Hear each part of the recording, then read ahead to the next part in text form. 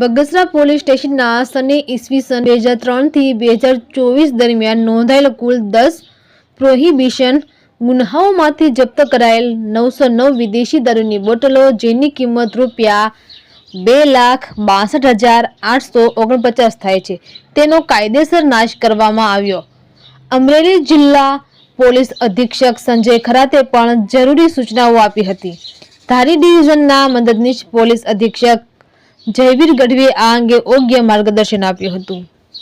જે અન્વયે તારીખ 23/9/2025 રોજ સબ ડિવિઝનલ મેજિસ્ટ્રેટ બગસરા, મદદનીશ પોલીસ અધિક્ષક Dhari division, police inspector Bagasara તથા નશાબંધી સુપ્રિન્ટેન્ડન્ટ અમરેલીની હાજરીમાં નામદાર judicial magistrate first class court બગસરાના હુકમ આધારે કાર્યવાહી કરી બગસરા પોલીસ ટીમ દ્વારા મુદ્દામાલનો નાશ કરવામાં આવ્યો હતો.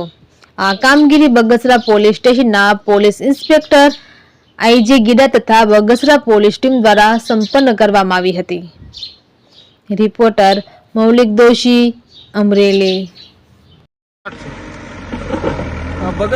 બગસરા પોલીસ સ્ટેશન ખાતે આજે પ્રાંત બગસરાની હાજરીમાં સન 2003 થી લઈ અને 2024 સુધીના કુલ 10 ગુનાઓના 1000 ઇંગ્લિશ દારૂની બોટલો, જેની કુલ કિંમત 2,62,879 રૂપિયા છે, એનો બગસરા પીઆઈ અને અમોની હાજરીમાં મુદ્દામાલ છે એનો નાશ કરવામાં આવેલો છે.